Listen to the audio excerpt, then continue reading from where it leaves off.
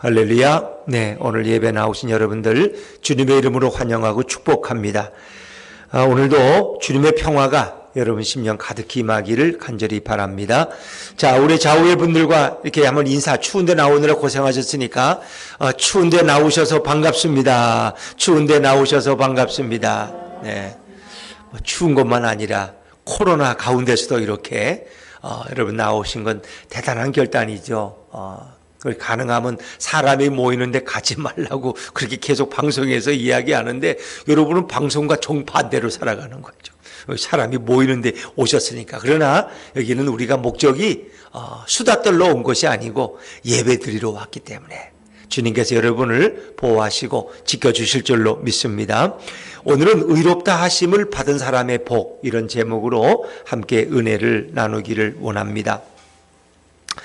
어떤 신학교에서 설교학 시간이 되었고 이제 4학년이 되면 설교 실습을 합니다. 저도 신학교 4학년 때 채플에서 이렇게 학생들 있는 가운데 설교한 기억이 있습니다. 그러면 이제 재학생들도 듣고 또 교수들도 앞에 앉아서 이렇게 듣고 끝나고 나면 이렇게 평가를 해주세요. 이렇게 한마디씩 쓰셔서 교수님들이 메모지를 주셔요. 그리고 이제 교실로 돌아오면은 또 우리 자기 반 학생들에게, 같은 학년들에게 또 이렇게 지적도 받고 또 교수님이 평가를 해주는 뭐 그런 일종의 설교 평가죠. 졸업하기 전에 한 번씩 하는 설교 실습이라고 있습니다.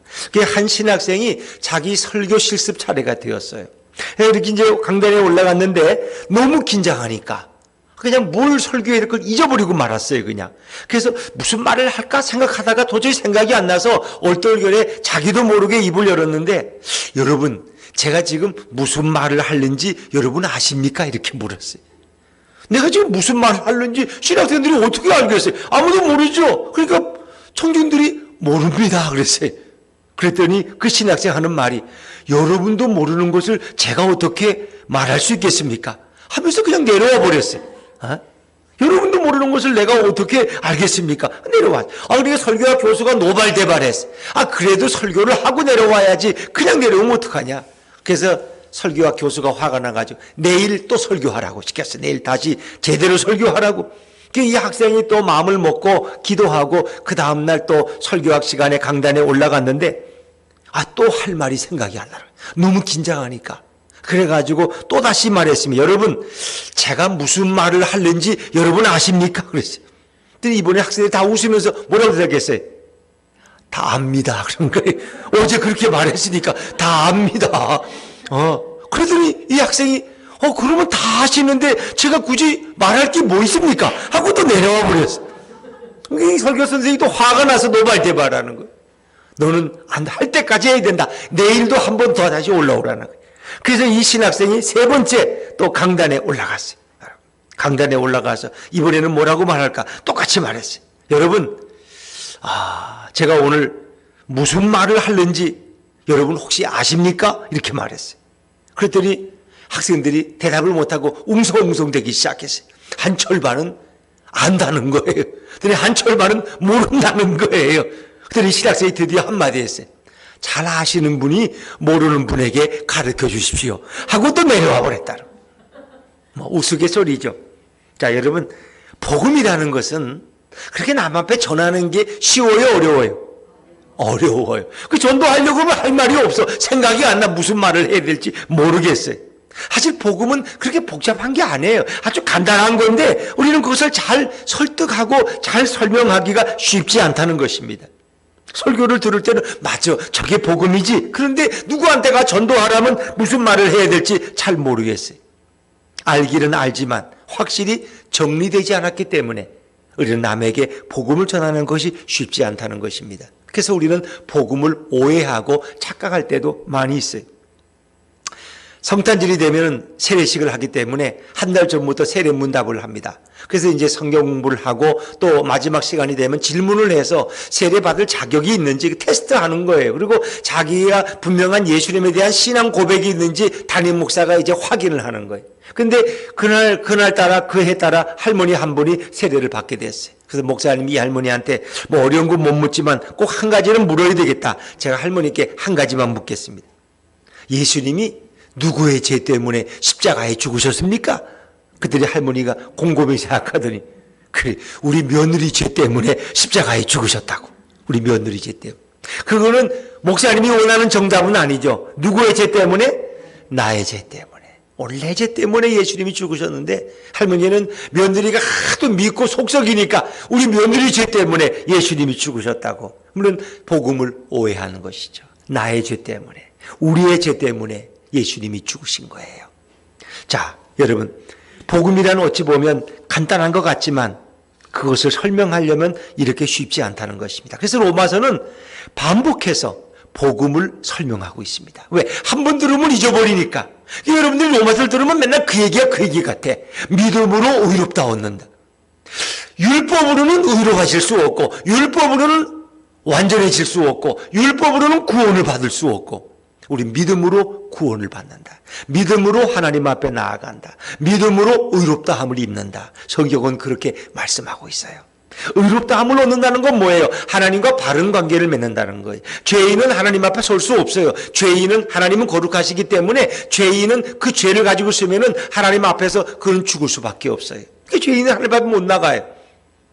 그런데 하나님께서 이 죄인을 의롭다고 인정해 주시면 우리는 하나님 앞에 나아갈 수 있어요. 그것을 의롭다 인정함을 받는다. 의롭다함을 받는다. 그래서 한자로는 의인, 옳을 의자에다가 인정할 인자. 하나님이 의롭다고 인정해 주시는 거예요. 영어로 말하면 justification. 하나님이 그를 의롭다고 하시는 거예요. 선언하시는 거예요. 자, 이것이 바로 구원이고 하나님과 바른 관계를 맺는 거예요. 자, 우리 오늘 성경 로마서 5장 1절 말씀을 다시 한번 읽어볼까요? 5장 1절입니다. 시작. 그러므로 우리가 믿음으로 의롭다 하심을 받았으니 우리 주 예수 그리스도로 말미암아 하나님과 화평을 누리자. 우리가 어떻게 의롭다 하심을 받아요? 믿음으로. 오직 믿음으로. 이게 중요하다는 거예요. 우리는 믿음으로 의롭다 하심을 얻어요. 믿음으로. 그 믿음이 이렇게 중요하다는 거예요.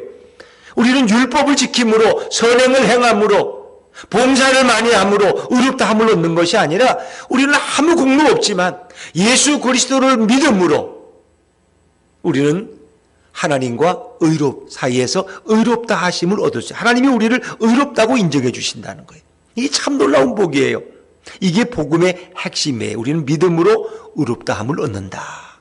자, 그래서 어찌 보면 복음이라는 것은 아주 간단한데 우리가 그걸 너무 복잡하게 생각해서 그래요. 그래서 오늘 제가 젊을 때 교회 학교에서 아이들에게 설교할 때 주로 이렇게 많이 했는데 제가 이렇게 세 가지 색깔을 가지고 왔어요. 자, 이제 의를 어떻게 설명할까? 자, 우리가 죄가 하나님 앞에서 회개하고 용서함 받고 우리는 의롭다 인정받는데 우리가 이런 색을 교회에서 옛날에 성경책은 앞뒤 표지가 무슨 색이었어요? 검은색이었어요. 검은색. 지금은 뭐 여러 가지 색깔이지만 옛날에 딱 검은색, 무조건 검은색이야. 어찌 보면 그것은 죄를 상징하는 거예요. 자, 여러분이 검은색은 블랙, 이게 뭐 파란색 같이 보이세요? 그냥 검은색으로 읽으세요. 그냥 검은색이에요. 검은색은 어둡고 캄캄한 거. 소망이 없고 빛이 없어요. 이건 죄예요. 여러분 이 땅에도 흑암이 왔어요. 왜? 인간이 범죄했기 때문에. 첫사람 아담과 하와가 범죄함으로 이 땅에 죄가 들어왔어요. 우리 모두는 타락했어요. 그래서 성경은 뭐라 그래요? 의인은 없나니 하나도 없다는 거예요. 또 모든 사람이 죄를 범하였음에 하나님의 뭐에 이르지 못하더니 영광에 이르지 못하는 거예요. 우리는 모두 다 죄를 범했어요. 내가 언제 죄 지었어요? 우리 조상 아담이 지은 죄가 내게 유전으로 죄의 본성을 갖추 죄의 뿌리가 내게 있는 거예요. 모든 사람이 죄를 범하였으며 하나님의 영광에 이르지 못. 죄라는 건 어두움이에요. 모든 것이 파괴되고 아무런 소망이 없어요. 범죄한 인간은 어떤 소망도 가질 수 없어요. 그래서 예수님은 세상에 뭐로 오신 거예요? 빛으로 오신 거예요. 어둠을 비치는 빛으로, 절망 가운데 희망을 주는, 소망을 주는 빛으로 예수님이 오신 거예요. 자, 죄는 어두움이에요. 여기는 아무런 소망이 없어요. 범죄한 인간들은 절망해요. 그러니까 이렇게 헤어날 길이 없는 사람들이, 예수를 모르는 사람들이 절망 가운데 있다가 장사도 안 되고 남편은 집 나가고 애들은 다 어디 뿔뿔이 흩어지고 혼자 아무리 살도 의미가 없어. 너무 절망. 더구나 집은 차압이 들어오고 주인은 월세 5개월이 밀렸으니까 이제 집 내놓으라 방 빼라 그러고 이 추운 엄동설 안에 어떻게 해요? 갈 데가 없으니까 절망에 빠져서 결국은 극단적인 선택을 하는 분들이 많은 거예요. 지금 코로나에 경제 불황에다가 지금 죽는 사람이요. 한두 사람이에요. 그 텔레비전 그 한마디도 안 나와요. 신문에도 안 나와요. 안 내요, 지금. 왜? 너무 백성들이 절망에 빠질까봐. 안 나와요. 그 연탄불 피워놓고 뭐 죽는 그런 얘기는 가끔 나와요. 청소년들이 지들끼리 모여가지고. 모텔에서 뭐 죽었대. 몇 명이 죽었대. 자살 동지애를 만들어가지고. 그런 거 나와지 이 극단적인 선택하는 게 뭐 수도 없이. 우리는 평소에도 OECD 국가 중에서 자살 1위예요, 우리나라. 지금 말할 것도 없어요. 근데 그걸 통계를 아예 안 내. 왜? 너무나 많은 사람이 그걸 보고 더 절망할까봐. 이게. 우리는 지금 어둠 가운데 있는 거예요. 온 인류가 코로나의 재난 가운데 있는 거예요. 자, 그럼 인간의 죄가 어떻게 해결돼? 인간의 죄가 해결돼야지 우리는 희망으로 나아갈 수 있어요. 우리를 죄에서 구원할 수 있는 것은 예수님밖에 없고 우리의 더럽고 추악한 죄를 씻을 수 있는 것은 예수님의 무엇밖에 없어요? 보혈밖에 없는 거예요. 예수님의 피만이, 예수님의 보혈만이 우리의 더러운 죄를 씻을 수 있다는 거예요. 그래서 이 더러운 죄는 고성능 하이타이로 씻어도 안 되고 세탁기에 삼성 세탁기에 넣고 몇 번을 돌려도 절대 안 돼요. 이건 예수님의 보혈만이 우리의 심령의 더러움을 씻어주실 수가 있어요. 그래서 히브리 9장 22절에 보니까 율법을 따라 거의 모든 물건이 피로써 정결함이 되나니 피 흘림이 없은 즉 뭐함이 없다? 사함이 없다. 피 흘림이 없으면 용서함이 없는 거예요. 누구의 피 흘림? 예수님의 피 흘리심이 없어요. 어린 양 예수의 피 흘리심이 없이는 용서함을 받을 자가 아무도 없다는 거예요. 피 흘림. 피로써 모든 게 정결케 돼. 그 구약에서는 짐승의 피를 잡아가지고 그걸 제단에 뿌리잖아요. 그래서 인간의 죄가 용서받는 거예요. 하나의 상징적인 거예요. 이 신약에 오실 예수님이 그 보혈을 흘리심으로 인간의 죄가 용서받을 것을 미리 우리에게 예표하고 있는 거예요. 하나의 모델이에요. 그 진짜가 아니에요. 그럼 뭐 예수님이 오실 필요가 없지. 짐승만 양 잡고 소 잡아서 돈 많은 사람은 더 큰 황소 잡아가지고 뭐 피를 더 많이 흘리면 아무리 많은 죄 져도 괜찮겠네. 그건 하나의 상징적인 거예요. 이 땅에 오실 예수님의 보혈을 우리에게 미리 보여주고 있는 거예요. 자, 로마서 5장 9절 오늘 말씀인데 한번 읽어볼까요? 본문에서 로마서 5장 9절 시작. 그러면 이제 우리가 그의 피로 말미암아 의롭다 하심을 받았으니 더욱 그로 말미암아 진노하심에서 구원을 받을 것이라. 그러면 이제 우리가 그의 피로 말미암아 의롭다 하심을 받았으니 그의 피로 우리가 믿음으로 나아가면 예수님의 보혈로 우리 죄가 씻음 받을 때 우리는 의롭다 하심을 얻을 수 있다. 예수님의 보혈이 꼭 필요해요. 히브리서 10장 17절에 보니까 그들의 죄와 그들의 불법을 내가 다시 기억치 아니하리라. 예수님의 보혈로 이 모든 더러운 죄가 씻어버리면 하나님은 그 죄를 기억하신다 못하신다? 기억하지 못하신다. 그 우리가 할 때 많이 들은 그 부흥회 때마다 목사님이 하신 예화가 있잖아요. 어느 집사님은 예수 믿었는데 자기가 예수 믿기 전에 너무나 많은 죄를 졌어. 남을 괴롭히기도 하고 돈도 많이 띄어먹고 거짓말도 많이 하고 자기 죄는 너무 커. 근데 예수 믿고 회개하고 이제 이렇게 은혜를 받아 집사가 됐는데 그래도 가끔 자기 옛날 죄가 생각나. 그래서 이 죄가 도체가 내가 예수를 믿고 회개는 했지만 이게 진짜 용서를 받았나? 혹시 이거 하나님이 아직도 기억하고 계시는 거 아닌가? 그래서 기도를 많이 하는 권사님이 계셔서 그 권사님한테 가서 물어봤다. 권사님, 나 요새 기도 좀 해줘요. 도대체 하나님은 내 죄를 아직도 기억하고 계시는지. 그랬더니 그 권사님이 뭐 실제 그런 분이 있겠어. 그때 풍강사 얘기가 그렇다는 거야. 그 권사님이 기도를 많이 하더니 지사님이 가서 묻더니 아유 우리 하나님이 도대체 기억이 안 나신대. 당신의 죄가 기억이 안 나. 하나님도 그 죄를 다 잊어버렸다는 거예요. 왜? 한번 용서하시면 다시 들춰내질 않아. 근데 우리는 용서했다 그러고 다시 들춰내야 안 들춰내요? 또 들춰내지. 당신 이번에 반성 많이 하고 반성문 써내고 설거지 5번 하고 용돈도 많이 주고 그래서 내가 바람 피고 용서했어. 그리고 이제 기억 안 한다 그래. 근데 그 다음에 마음에 안 들면 또 그 얘기 또 나와. 바람이나 피고 다니면서 말이야 남자가. 왜? 인간은 또 들춰내 남의 죄를. 그러나 하나님은 기억도 안 하신다. 여러분 예수님의 보혈로 씻어내면 누구도 기억할 자가. 하나님은 기억조차 안. 그래서 찬송도 그렇잖아요. 우리가 불렀죠. 내 주의 보혈은 정하고 정하다. 내 죄를 정케 하신 주 날 오라 하시니 내가 주께로 지금 가오니 골고다의 보혈로 날 씻어 주소서. 그렇죠. 예수님의 보혈로 나의 죄를 씻으시고 샘물과 같은 보혈은 임마누엘 피로다. 이 셈의 죄를 씻으면 정하게 되겠네. 정하게 되겠네. 이 셈의 죄를 씻으면 정하게 되겠네. 샘물과 같은 보혈은 임마누엘 피로다. 이 셈의 죄를 씻으면 정하게 되겠네. 정하게 되겠네. 그렇죠.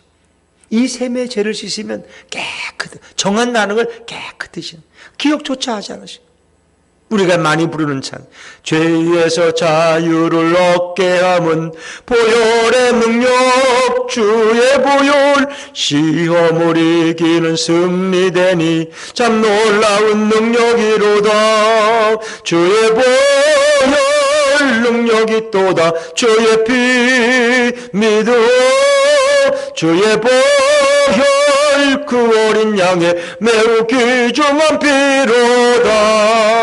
할렐루야. 제가 진짜 큰맘 먹고 부른 거예요. 난 찬송을 자신이 없으면 못 부르는데 여러분을 위해 특별히 부를 거예요. 응?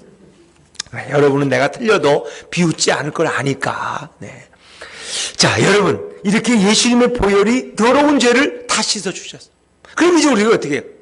우리는 양털같이 휘어진 우리의 심령, 양털같이. 로마서 5장 1절에 그러므로 우리가 믿음으로 의롭다 하심을 얻었으니, 이게 바로 이렇게 되는 거예요. 하얗게 되는 양털같이 희게. 눈이 오니까, 뭐 동탄에는 그냥 눈이 별로 쌓이지 않고 녹아버렸지만 장호원에 가니까 눈이 많이 쌓여있더라. 여러분, 눈같이 휘어지게만. 로마서 3장 21절에 보니까 율법에 의해 하나님의 한 의가 나타났다 그랬어요. 하나님의. 그렇습니다. 우리를 죄 없다고 선언해 주셨어요. 우리를 향해서 의롭다고 선포해 주셨어요. 여러분, 하나님이 우리를 의롭다고 인정하시면 우리를 정죄할 자가 없다는 거예요. 그렇죠? 죄인은 누구나 하나님 앞에 갈 수 없지만 이제 우리는 의의 세마포를 입고 하나님 앞에 당당히 서게 되었다는 거예요. 모든 우리의 더러운 것을 예수님의 의의 세마포로 다 덮어주셨어요. 다 덮어주셨어요. 그렇죠? 덮어요. 우리의 부끄러운 모습, 우리의 형한 모습, 상처난 모습을 주님의 의의 세마포로 깨끗하게 덮어주시고 아무것도 우리를 의롭다고 인정해 주시는 거예요. 참 놀랍지 않습니까? 평생 거짓말도 안 하고 어릴 때부터 엄마 뱃속에서부터 예수 믿고 이렇게 나오는 교회 권사님과 또 맨날 흉악한 살인자로 살다가 마지막 교도소에 가서 사형당하기 전에 6개월 전에 예수 믿고 열심히 기도하고 회개하고 눈물 흘린 그 사형수, 하나님 앞에 가면 똑같이 인정해 주는 거예요. 똑같이. 나 같은 죄인을 이렇게 하나님이 정결함으로 인정해 주신다는 거 상상만 해도 놀랍지 않습니까? 그렇습니다. 우리는 예수님의 보혈로 정결함을 입었어요. 자, 여러분, 우리가 골프 회원권을 얻게 되면은 그 골프 회원권을 가진 사람들은 골프장에 가면 특권이 있어요, 없어요? 특권이 있어요. 다른 사람보다 할인을 많이 받고 또 누구 한 사람을 데리고 가서 칠 수 있고 뭐 이런 특권들이 있어요. 우리도 이제 천국 백성이 된 특권이 있다는 거예요. 예수님의 피로 우리의 죄 씻음을 받고 우리가 의롭다함을 얻으면 우리는 이제 천국 백성이 된 줄로 믿습니다. 천국 백성이 되었고 천국 백성이 누리는 축복이 있다는 거예요. 또 천국 백성은 어떤 특권을 누릴까? 이걸 알아야 돼. 내가 도대체 예수 믿고 구원받고 하나님의 자녀가 되었으면 도대체 어떤 특권을 내가 누리고 살아야 되냐? 이 특권을 못 누리면 안 돼. 여러분, 우리가 이렇게 여기 뭐 부영 아파트에도 많이 사시니까 물론 더 다른 아파트도 계시지만 그래도 뭐 어느 아파트나 그 아파트의 입주민들은 다른 외부인들보다는 누리는 특권이 있어요, 없어요? 특권이 있죠. 정문에 들어올 때 우리는 뭐 차 안 세워도 되잖아요, 그죠? 그냥 들어가면 문이 열리잖아. 그래, 외부 사람들이 올 때는 차를 세워놓고 경비한테 또 얘기를 해야 돼. 내가 여기 열쇠 고치러 가고 배달 왔다, 짜장면 배달 왔다고 얘기하고 들어가요. 그러나 여기 입주민들은 앞에 딱지가 붙어서 그냥 문이 열려, 그냥. 그 자기 차 번호가 뜨고. 그렇잖아요. 이게 특권이 있단 말이에요. 천국 백성은 불신자들과 다른 특권을 누리고 있다는 거예요. 자, 우리 도대체 의롭다 하심을 얻은 자는 도대체 어떤 특권을 누리느냐? 첫째는 하나님과 화평을 누리는 줄로 믿습니다. 한번 따라해 보세요. 의롭다함을 얻으면 하나님과 화평을 누린다. 그렇죠? 하나님과의 관계가 화평의 관계, 화해의 관계가 되는 거예요. 원수의 관계가 아닙니다. 하나님과 우리 사이에 단절된 죄로 인하여 맡겼던 담장이 허물어지고 이제는 친밀한 관계가 되는 거예요. 친해지는 거예요. 왜? 서로 소통하는 관계가 되는 거예요. 왜? 죄의 담이 허물어졌기 때문에. 여러분, 화평이란 얼마나 아름답고 귀합니까? 여러분도 집에서 부부싸움 해본 적이 있으세요? 했어요? 솔직하네. 그래도. 아니라 집안도 자주 하는 것 같아. 그냥 울어, 그냥 울으면 남자들은 다 무릎 꿇고 울지 말라고 옆집에서 항의한다고 그래, 그냥. 엉엉 울면 돼. 근데 그럼 또 울보라고 또 별명 붙을지 모르니까. 이영 집사님은 한 번도 화평을 잃어본 적이 없는가 보지. 그 집은 그냥, 거기도 가끔 다투겠지. 안 다투는 또 부부가 어디 있겠어요. 그렇죠? 우리는 부부가 이렇게 불편한 걸 따지자면 셀 수가 없. 내 머리털보다 많아. 그냥 기억을 안 하니까 이렇게 그냥 행복하게 사는 것 같지. 그게 실제 또 행복하고. 나이가 들수록 젊을 때를 생각하면 안 돼. 나이가 60이 넘으니까 훨씬 부인이 사랑스러운 거 있죠. 그 남들은 저으로 사는 우리는 60이 넘으니까 더 사랑스러워 그냥. 아내가 요즘 운동 올 때 배가 좀 나와도 더 배도 그렇게 사랑스러워. 그 임신 3개월 같고 말이에요 그냥. 그러니까 보기 나름이지, 그죠? 굳이 나신에서 뭐해, 어디가 배가 나오기 좋아, 그냥. 바람에도 날아가지도 않고, 그냥. 든든하고. 그렇지 않습니까? 여러분, 화평이라는 게 얼마나 귀한지 몰라요. 화평을 잃어버린 가정을 여러분 경험해 봤어요. 부부 관계가 깨어졌을 때 한번 생각해 보세요. 끔찍하지 않습니까? 그게 지옥이에요. 여러분, 부부가 말 안 하고 한 3일 지내본 적 있습니까? 아침 채워주고는 문 똑똑 두르고 아침 먹어. 그리고 자긴 들어가요. 혼자 밥 먹고. 저녁에 퇴근하면 거기 써놨어. 국 끓여서 먹어. 그리고 자기 나오지도 않아. 이게 하루 이틀이지 3일 동안 일주일씩 그렇게 산다면 여러분 이게 지옥이지 지옥이 따로 있어요. 아이들하고도 서로 다퉈가지고 말을 안 해. 며칠 동안. 그러면 집에 찬바람이 부는 거예요. 냉기가 흐르는 거예요. 시베리아 벌판이 다른 곳이 아니에요. 거기가 시베리아 벌판이에요. 아무리 집이 추워도 따뜻한 사랑의 온기가 있으면 가정은 따뜻해요. 그나마 아파트에서 절절 끓어도 대화가 없는 가정은 이거 시베리아 벌판이에요. 저 북극 어느 동네는요 아이들이 학교를 가는데 보통 온도가 영하 50도야. 영하 50도. 우린 지금 영하 밤에 6도 아침엔 10도 그러잖아. 체감온도 14도. 근데 거기는 영하 50도야. 근데 아이들이 학교를 가. 문만 내놓고. 학교에 안 갈 수가 없잖아. 아무리 추워도 가야지. 근데 거기 1년 내내가 그렇게 춥다는 거야. 진짜 그런 데도 있어. 근데 진짜 대화 한마디 없고 부부가 봐도 한무심하고 쳐다보지도 않고 말 한마디 없고. 그리고 어떤 부부는 이렇게 주방에도 그렇고 집에 거실에다가 선을 걸었대. 절대 넘어오면 죽인다고. 넘어오지 말라고. 따로 살아. 화장실 당신은 저쪽 나는 이쪽. 서로 딱 근거 놓고. 밟기만 하면 이혼이야? 이렇게 해서. 반성문 쓰게 하고 이렇게 빌어도 쉽게 돌아오지 않고. 참 어려워. 이건 완전히 지옥이야. 여러분 이렇게 화평을 잃어버린 가정이라는 건 너무 비극적인 거 아니겠습니까? 그러니까 화평이 너무 좋은 거야. 화해가 너무 좋은 거야. 우리가 막힌 담이 없고 서로 마음도 하고 또 농담도 하고 이렇게 웃으며 사는 것이 얼마나 행복해. 자, 이것을 바로 성경은 말하고 왜? 하나님과 화평을 누리자. 우리는 화평을 누리셔야 돼. 자, 10절 말씀. 우리가 어떻게 화평을 얻었죠? 10절입니다. 한번 10절 한번 읽어볼까요? 시작. 곧 우리가 원수 되었을 때에 그의 아들의 죽으심으로 말미암아 하나님과 화목하게 되었은즉 화목하게 된 자로서는 더욱 그의 살아나심으로 말미암아 구원을 받을 것이니라. 우리가 원수 되었을 때 누구의 죽으심으로 말미암아? 아들의 죽으심. 아들의 죽으심으로 말미암아. 아들은 누구? 예수님의 죽으심으로 말미암아 하나님과 우리는 화목하게 되었다. 화평하게 돼. 아들의 죽으심으로 화목하게 되었어요. 이게 정말 중요한 거예요. 이게 그냥 된 게 아니에요. 예수 그리스도 그 아들의 죽음으로 우리는 하나님과 화평을 누리는 법이 됐어요. 아들의 죽으심으로 우리가 하나님과 의로운 관계가 되었고 우리는 화평을 누릴 자격이 있어요. 돈 리차드슨이라는 선교사가 쓴 화해의 아이라는 책이 있습니다. 근데 거기 보면 이런 얘기는 이 선교사님이 식인종들이 사는 아프리카 어느 마을에 복음을 전하러 들어갔어요. 근데 그 식인종들이에요. 저들에게 도대체 어떻게 복음을 전할까 고민하고 있는데 마침 그때 내가 선교하려고 하는 이 사위 부족이요. 이름이 사위 부족이야. 이 부족이 이웃 동네에 해남 부족과 전쟁이 일어난 거예요. 이 사위 부족과 해남 부족이 종종 전쟁을 해요. 그런데 사위 부족이 다 패전하게 되었어요. 결정적으로 패배할 것이 확실하게 되었어요. 이제 이 사이 부족이 다 멸종해버릴 거예요. 그러니까 그때 이 사이 부족의 추장이 어떻게 하느냐. 전쟁을 멈추는 방법이 있어요. 자기 아들을, 자기 장남을 상대 부족, 해남 부족에게 내어주는 거예요. 그러면 해남 부족은 그 사위 부족의 아들을 잡아서 희생제물로 그들의 우상한테 드리는 거예요. 그리고 나서 전쟁이 끝나요. 다시 평화가 오는 거예요. 참 놀랍죠. 그러니까 전쟁에 붙였다가 전쟁이 질 것 같으면 자기 아들을 내놔야 돼, 상대방에게. 그 상대방 부족이 그 아들을 희생제물로 죽여. 인신제사지. 그러니까 그렇게 되면은 더 이상 전쟁이 진행되지 않고 거기서 멈춰요. 그리고 평화가 오는 거예요.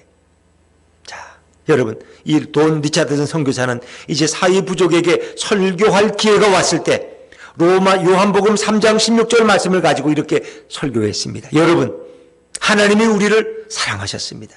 그래서 독생자 예수 그리스도를 화해의 아이, 피스 차일드로 내어주셨습니다. 예수님을 화해의 아이로 내어주셨습니다. 이 화해의 아이인 예수 그리스도로 말미암아 우리는 이제 하나님과 더불어 화목하게 되었습니다. 그때 이 사이부족 사람들은 그 설교를 이해하죠, 충분히. 왜? 추장의 아들을 내어줌으로써 사이부족과 해남부족 간에 전쟁이 멈추고 평화가 왔거든요. 그 말을 이해하는 거예요. 하나님과 우리 사이에 화해가 이루어졌다는 걸 그들이 깨닫고 그들이 복음을 다 영접하다. 너무나 쉽게. 왜? 추장의 아들이, 하나밖에 없는 추장의 아들이 저쪽에 포로로 가서 거기서 희생 제물이 되니까 전쟁이 멈추고 화평이 이루어졌다는 거예요. 하나님과 인간 사이가 원수된 관계였지만 하나님이 우리 인간에게 아들을 내어주심으로 그 아이가 화해의 아이가 되었다. 십자가에서 화해의 제물이 되심으로 우리가 하나님과 화목하게 되었다는 것을 그들이 쉽게 이해하고 받아들이는 것입니다. 그래서 우리는 하나님이 주신 하나님과 우리 사이에 이 화평을 깨트리면 안 되는 것입니다. 근데 언제 깨지느냐? 우리가 범죄할 때, 우리가 다시 죄를 질 때 이 화평은 깨어질 수 있어요. 그래서 우리는 뭘 멀리해야 돼? 죄를 멀리해야 돼. 죄를 용납해서는 안 돼. 죄를 용납해서. 그래서 우리는 의롭다 하심을 얻은 자들은 이 화평의 특권을 누리셔야 됩니다. 여러분, 하나님과 우리 사이의 화평, 여러분과 가족 간에, 이웃 간에 화평을 누리시기를 주의 이름으로 축원합니다. 누구와도 원수 되도록 하지 마십시오. 오해가 있으면 풀으십시오. 용서할 게 있으면 용서하시고, 용서받을 일이 있으면 사과하시고 용서를 받으십시오. 자, 의롭다 하심을 얻은 자의 첫 번째 복은 화평을 누리는 거예요. 자, 두 번째, 의롭다 함을 얻은 성도의 두 번째 복은 뭐냐? 은혜에 들어감을 얻었다. 은혜에 들어감을. 자, 우리 2절 말씀을 한번 또 읽고, 2절입니다. 5장 2절 같이 읽죠. 시작. 또한 그로 말미암아 우리가 믿음으로 서 있는 이 은혜에 들어감을 얻었으며 하나님의 영광을 바라고 아멘 그랬습니다. 또한 그로 말미암아 우리가 믿음으로 서 있는 이 은혜에 들어감을 얻었으며 은혜에 들어간다. 여러분, 은혜에 들어간다는 말이 뭘까? 은혜 속에 들어가는 거예요.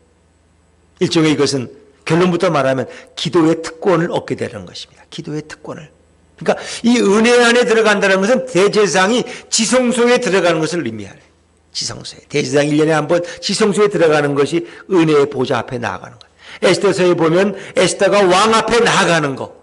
여러분, 에스더가 왕 앞에 왜 나갔어요? 자기 외삼 삼촌인 모르드게를 위해서 구명하고자 그런 위험을 왕이 부르지 않았지만 그런 왕 앞에 나아가는 거예요. 에스더가. 히브리 4장 10절에 보니까 그러므로 우리가 긍휼하심을 받고 때를 따라 돕는 은혜를 얻기 위하여 은혜의 보좌 앞에 담대히 나아갈 것이니라. 은혜의 보좌 앞에. 은혜의 보좌라는 건 하나님이 앉아 계신, 임재해 계신 그 보좌 앞에 내가 담대히 나아간다는 거예요. 은혜를 얻기 위하여. 이것은 기도의 특권을 의미하는 거예요. 기도의 특권은. 우리 인간은 하나님 앞에 우리가 구할 것밖에 없어요. 왜? 우리 너무나 부족하기 때문에. 그래서 하나님은 우리의 기도에 응답하신다고 약속하셨어요? 안 하셨어요? 약속하셨어요. 여러분이 은혜에 들어가면 얻는 것은 다 이렇게 의롭다 하심을 얻은 사람들은 하나님과 평화를 누리고 그 다음에 기도의 특권을 행사할 수 있다는 겁니다. 우리는 은혜에 들어갈 수 있어요. 기도에 대한 약속이 있어요. 요한복음 16장 23절에 보니까 예수님이 내가 진실로 진실로 너희에게 이르노니 너희가 무엇이든지 아버지께 구하는 것을 내 이름으로 주시리라. 너희가 내 이름으로 구하면 하나님께서 뭐든지 다 응답해 주신다. 또 요한복음 16장 24절에 지금까지는 너희가 내 이름으로 아무것도 구하지 아니하였으나 구하라 그리하면 받으리니 너희 기쁨이 충만하리라. 너가 지금까지 아무것도 안 구했다는 거야. 이제는 구하라는 거야. 내 이름으로. 그럼 아버지께서 너에게 응답하실 것이고 너희 기쁨이 충만할 것이다. 기쁨이 충만할 것이다. 요한복음 14장 13절에 보니까 너희가 내 이름으로 무엇을 구하든지 내가 시행하리니. 예수님의 약속이 너희가 내 이름으로 뭘 구해도 내가 시행할 것이다. 로마서 8장 32절에 이 기도의 특권을 보장하는 또 말씀이 나오죠. 자기 아들을 아끼지 아니하시고 모든 사람을 위하여 내어주시니가 어찌 그 아들과 함께 모든 것을 우리에게 은사로 주지 아니하시겠느냐. 아들까지 주신 분이 뭘 아끼시겠어요? 여러분, 내 아들을 준다는 건 내 모든 걸 다 주는 거야. 그런데 그분이 우리를 위해서 뭘 아끼시겠어요? 은사로, 선물로 다 주신다는 거예요, 선물. 하나님 우리의 기도에 다 응답하신다고 약속하셨어요. 야고보서에 보면은, 너희가 구하여도 얻지 못하면 정욕으로 쓰려고 잘못 구함이니라. 내 이기적인 목적을 위해서 기도하면 하나님이 응답하지 않으실 거예요. 그렇죠? 그러나 하나님의 영광을 위해서 하나님의 자녀의 특권을 가지고 하나님께 영광 돌리기 위해서 내가 구한다면 하나님은 뭐든지 주신다는 거예요. 하나님 우리에게 약속하셨어요. 캐더린 마샬이라고 하는 기도 많이 하는 분이 계시는데 그분이 이런 기도의 하나의 지혜를 우리에게 선물하고 있습니다. 우리가 기도 학교에 입학하려면 두 가지의 질문에 답을 쓰면 된다는 거예요. 첫째는 너에게 꼭 필요한 것이 있느냐? 여러분에게 필요한 것이 있습니까? 이 질문에 우리는 필요한 것이 있습니다 라고 말. 그것이 꼭 필요한 것이라 꼭 물질이고 이런 것만 성공이 이런 거 생각하지 마시고 하여튼 모든 것도 필요한 것이 우리에게 있을 거예요. 행복이 필요하든 화해가 필요하든 건강이 필요하든 우리에겐 또 기쁨이 필요하든 기쁨이 필요한 게 있습니다. 두 번째 질문은 너에게 필요한 것을 너의 힘으로 도무지 얻을 수가 없느냐? 그것은 제 힘으로 해결할 수가 없는 겁니다. 제 힘으로는 안 됩니다. 그럼 또 너가 그렇게 무력하다고 느끼느냐? 이렇게 물으시. 그럼 우리는 무능해요. 내가 내 힘으로 다 얻을 수 있으면 하나님 앞에 나가 기도할 게 없죠. 나는 내 힘으로 도저히 이걸 해결할 수가 없어요. 나는 무능하고 부족합니다. 제가 그렇게 느낍니다라고 쓰면 돼요. 그리고는 답안지를 들고 당당하게 예수님의 이름으로 하나님 앞에 나아가시면 돼요. 하나님 우리에게 주신다고 약속하셨죠. 제 힘으로 이것을 할 능력이 없습니다. 주님이 도와주셔야 됩니다. 그렇죠? 주님 좋은 것 모든 것을 주신다고 약속하지 않으셨습니까? 주님 제게 응답하십시오. 이렇게 우린 기도하며 당당하게 나아갈 수 있죠. 여러분 아이들이 아버지한테나 부모한테 와서 달라 그럴 때 눈치 봐요? 아주 유세지 그냥. 엄마 돈 줘. 얼마? 10,000원 줘. 10,000원. 어제 얘기하지. 그럼 어제 얘기해야 돼? 10,000원도 없어? 그럼 자기가 맡겨놓은 것도 아닌데 달라 그냥 왔지. 학교 갈 때마다. 학용품 산다고, 한다고. 그 부모는 또 조는 거예요. 어찌 보면 그 자녀의 특권. 우리가 하나님 앞에 예수님의 이름으로 나아가서 우리는 구할 수 있는 특권이 있어요. 만일 우리가 기도하지 않는다면 일어날 수 없는 일이 기도하면 일어날 수 있을까요? 우리가 기도하지 않으면 아무 일도 일어나지 않을 텐데 만약 우리가 하나님 앞에 나가 기도한다면 어떤 일이 일어날 줄로 여러분 믿습니까? 여러분의 그 믿음이 있다면 여러분 자녀의 특권과 기도의 응답을 확신하는 것입니다. 하나님은 우리에게 무엇이든지 주실 수 있는 넉넉하신 하나님이에요? 가난하신 하나님이에요? 가난하신, 부요하신, 풍성하신, 가난하신 하나님이 아니죠. 하나님은 부요하심. 하나님께는 모든 것이 다 있어요. 우리 육신의 부모들은 자식이 뭘 달라 그러면 아빠 나 이번에 결혼할 텐데 아파트 하나만 줘. 그럼 줄 수 있어요? 줄 능력이 안 되죠. 우리는 가난해. 아파트 한 채 아들이 결혼한다고 그것도 마음대로 줄 능력이 안 돼. 그렇죠? 그런데 우리 하늘 아버지는 우리가 무엇을 구해도 그것이 합당한 것이라면 우리에게 줄 수 있는 능력이 있는 분이에요. 역대상 29장 11절에 보니까 천지에 있는 것이 다 누구의 것이로소이다? 주의 것이로소이다. 온 천지에 있는 것이 다 하나님의 것이 하나님의 것. 한국은행 돈은 누구 거예요? 왜 대답을 못해? 하나님의 거죠. 하나님이 얼마든지 그것도 빼서 여러분에게 줄 수도 있고 필요한 곳에 보낼 수도 있고 그 주인이 없는 거예요. 하나님이 주인이야 모든 것은 다. 여러분의 통장에 있는 돈은 누구 거예요? 대답이 점점 작아지네. 그것도 하나님의 거야. 근데 여러분에게 맡겨서 여러분이 필요한 데 쓰라고 허락하신 거야 그냥. 내 돈이라고 생각하시면 안 되고 하나님의 건데 여러분이 필요할 때 쓰라고 하나님이 허락하신 거예요. 창세기 18장 4절에 보니까 여호와께 능치 못할 일이 있겠냐. 하나님은 뭐든지 다 하실 수 있어요. 하나님은 무소부재하시고 하나님은 불가능이 없으신 분이. 그렇죠? 우린 너무 점잖아서 잘 안 구해. 하나님이 주실 만한 것만 구하지 너무 이렇게 수준이 높은 건 안 구해. 하나님이 미안해 하실까 봐 못 주시고 그냥. 우리는 내 믿음에 합당한 것만 구해. 그러나 여러분 우리의 믿음의 정도를 넘어가는 것을 구할 수 있을 때 우리의 믿음도 성장할 줄로 믿습니다. 그렇죠. 하나님은 능치 못하실 리 없어요. 하나님이 원하시면 뭐든 줄 수 있어요. 빌립보 4장 19절 그리스도 예수 안에서 영광 가운데 그 풍성한 대로 너희 모든 쓸 것을 채우시리라 그랬습니다. 그 풍성한 가운데서 너희 모든 쓸 것을 다 채우시는 분이 우리 예수님이시고 우리 하나님이십니다. 너희가 먼저 하나님의 나라와 그의 의를 구하라. 그리하면 이 모든 것을 너희에게 더하시리라.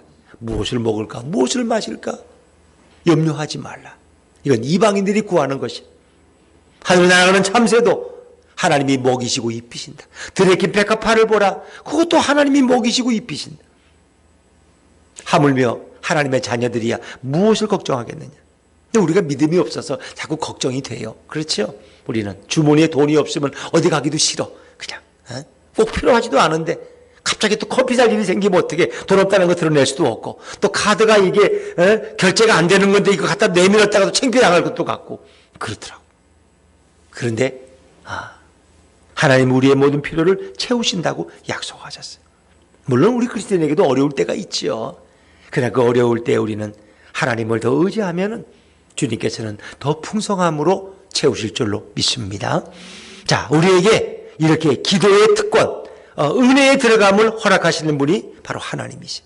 의롭다함을 얻은 자들은 두 번째 은혜에 들어갈 수 있어요. 자, 세 번째, 이제 하나님 앞에 의롭다 하심을 얻은 자들이 누리는 세 번째 특권이 있어요.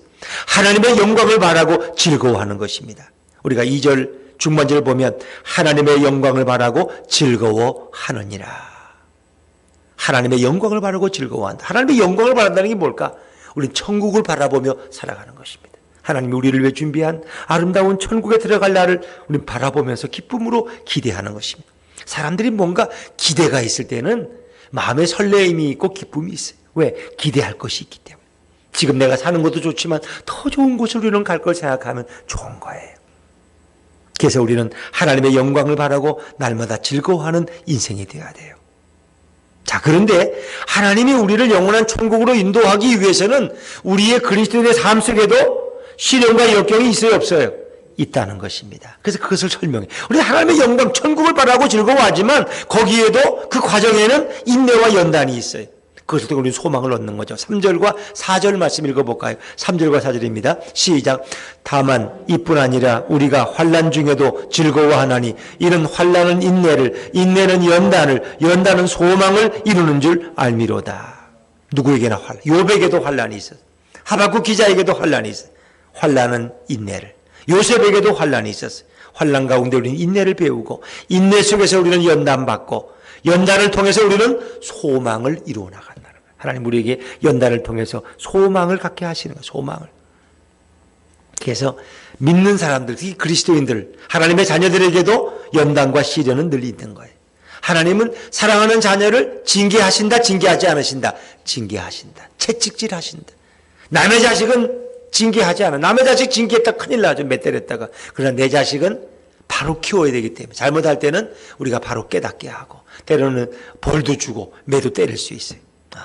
그렇다고 뭐 죽으라고 때리는 건 아니고 잘 되라고 사랑의 매를 때릴 수 있겠죠. 기도하고. 그렇죠? 아직 우리나라에서는 뭐 매 때리면 부모 감옥에 가는 그런 건 없죠. 애들이 신고하면. 미국이나 외국은 또 그래. 부모가 때리면 또 신고해 경찰에. 그러면 경찰이 와서 부모와 아이를 또 갈라나. 그러나 사랑의 체벌은 어디든지 필요한 거예요. 매를 아끼면 결국 그 아이가 삐뚤은 길로 가고 잘못된 길로 가는 거예요. 그래서 우리는 사랑에 내가 정말 기도하고 아이를 사랑해서 때리는 그런 매를 통해서 아이를 바른 길로 인도하는 거예요.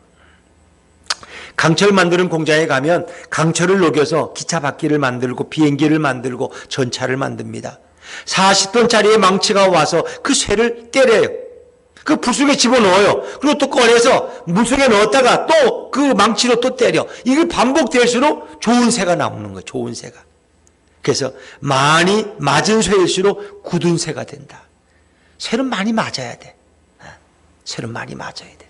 우리가 밀가루를 가지고 칼국수 만들 때도 반죽을 많이 하고 이렇게 잘 이렇게 해야지 좋은 맛있는 이런 칼국수를 만들 수 있죠. 우리가 엿이라고 뭐 찹쌀떡 만들 때 이 치잖아요. 그죠? 나무 이걸로. 그 많이 쳐야지 찰쌀떡이 더 맛있고 끈끈한 것이 되는 거죠. 인간의 인격도 그렇고 신앙도 그래요. 우리가 잘 아는 욥기 23장 10절에 보니까 그러나 내가 가는 길을 그가 아시나니 그가 나를 단련하신 후에는 내가 정금같이 지금은 순금같이 나오리라. 순금같이. 정금.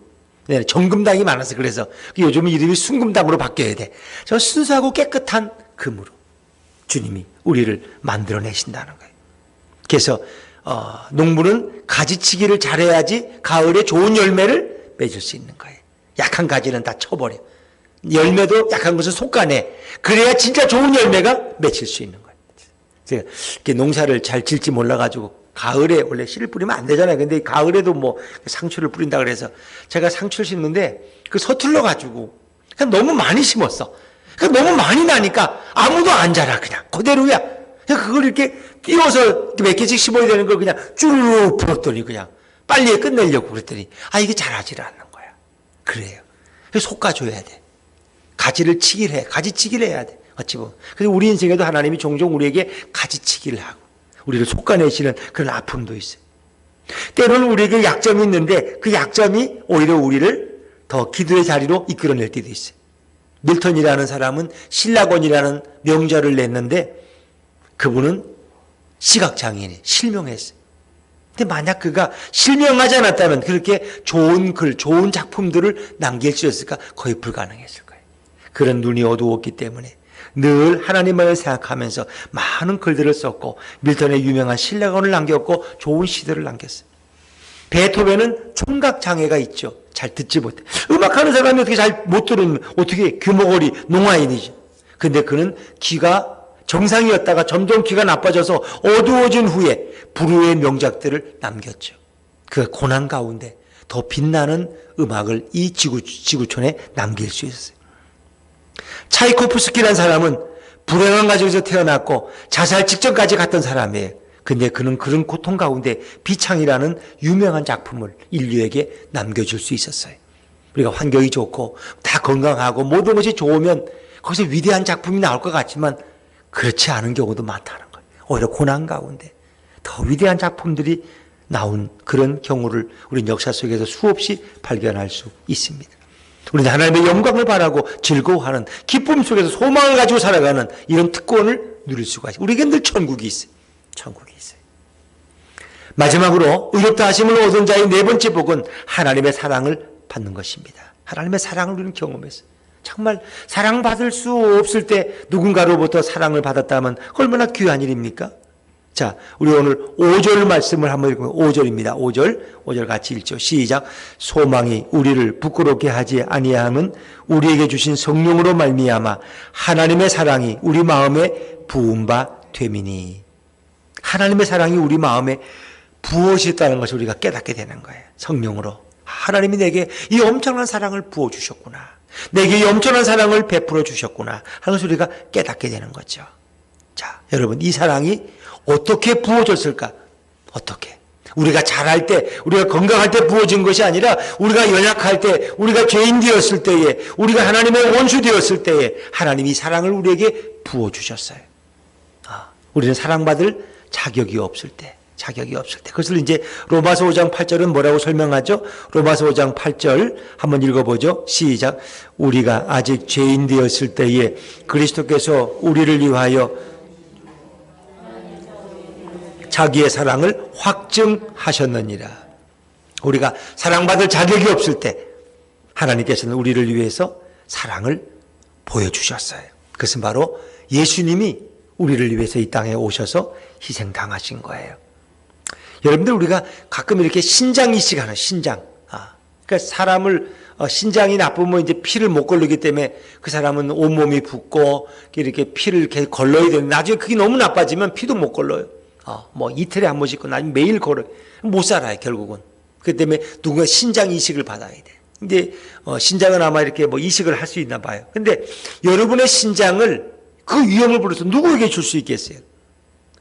경건치 않은 자를 위해서 신장을 떼어줄 사람이 있을까요? 그건 거의 불가능해요. 그런데 내가 너무 존경하는 위대한 과학자가 있어요. 요즘 뭐 백신을 많이 얘기하는데 어떤 이런 코로나의 사람들을 보호할 이런 백신을 개발할 이런 과학자가 신장이 안 좋아서 신장 이식을 받아야 돼. 그런 사람을 위해서 내 신장 하나 떼어주는 거는 뭐 그 정도 할 수 있죠. 왜? 너무 위대한 과학자를, 이 사람은 인류 공헌을 위해서, 인류를 위해서 공헌한 사람이니까 그런 사람을 위해서 내 신장 떼어주는 거 뭐 명예로운 일 아닙니까? 내가 가치 있는 일을 하는 거죠.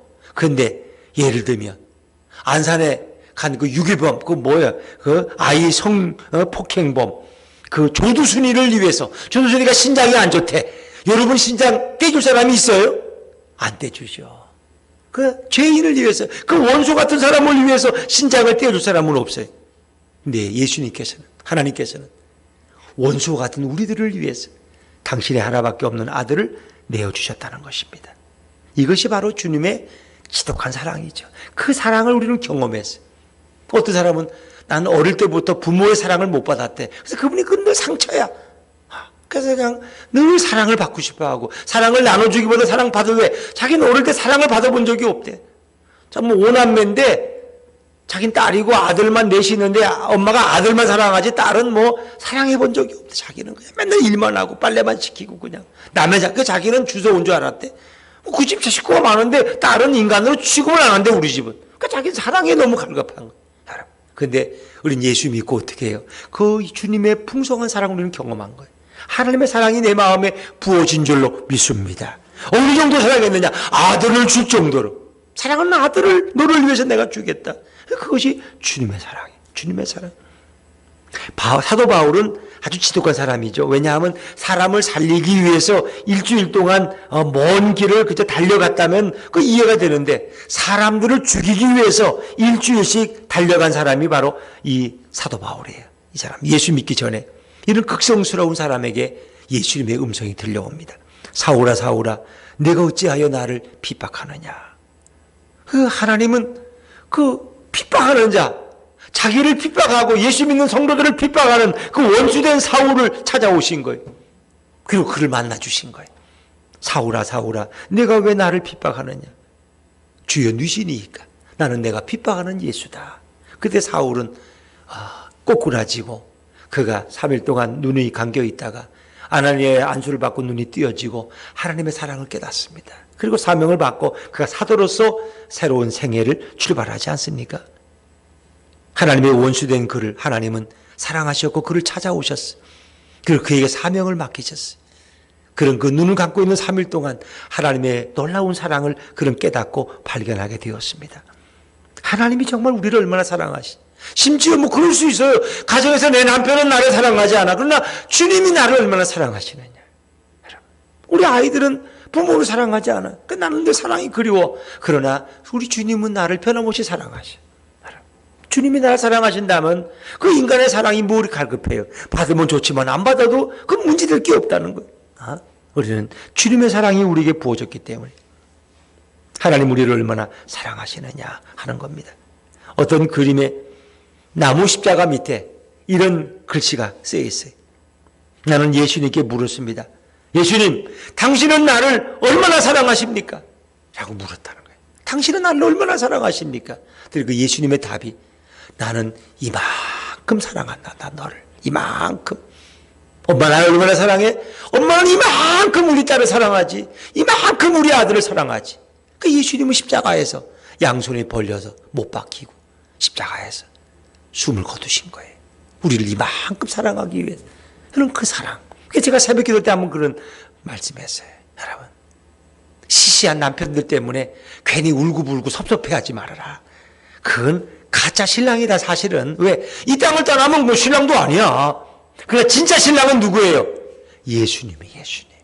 이제 우리는 진짜 신랑 되신 예수님을 기다리는 거야. 그 진짜 신랑인 예수님이 재림하실 때 신부된 우리들을, 남자고 여자고 우리는 주님 앞에 다 신부야, 신부. 저도 예수님의 신부야. 그러면 다 우리는 끌어올림을 당하고 공중에서 혼인잔치를 치르고 우리를 영원한 천국으로 인도하시는 거예요.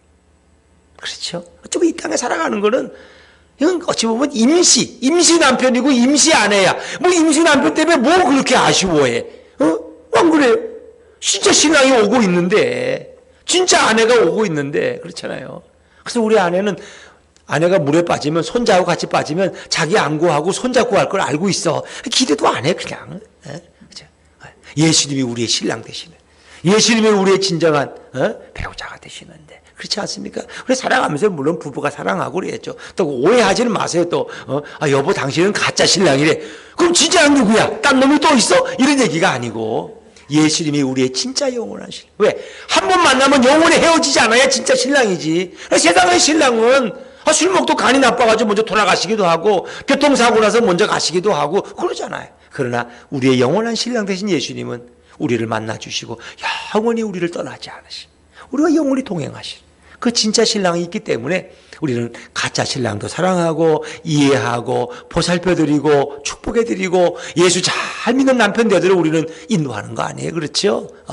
우리는 인간적으로는 뭐 실망할 때도 있죠. 우리 아내도 저한테 얼마나 많이 실망하겠어요. 우리 아내도 실망 안 해. 왜? 진짜 신랑 예수님을 알기 때문에.